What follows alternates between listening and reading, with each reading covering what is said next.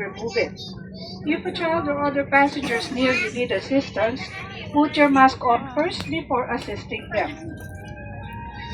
The emergency exits are clearly marked throughout the cabin. Locate the exit nearest you. These exits may be behind you. Fire extinguishers are positioned around the aircraft. Instructions on how to use them are seen on the fire extinguisher bottle.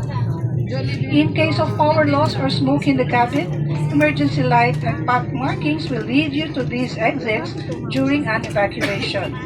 For further information, please study the safety card found in the seat pocket in front of you.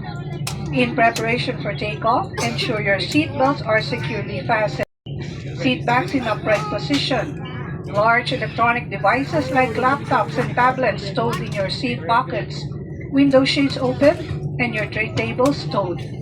This is a non-smoking flight. Smoking, vaping, or the use of electronic cigarettes is not allowed.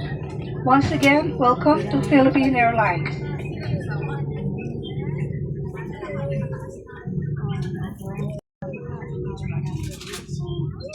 Same with your bags here. You should put it the same. Make sure it's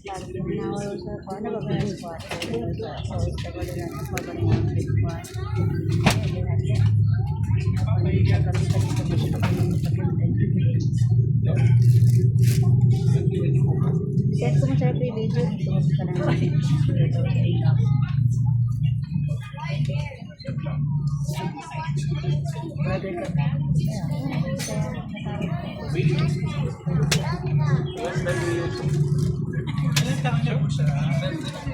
Sa food na lang po yung tray table. Fold mo lang.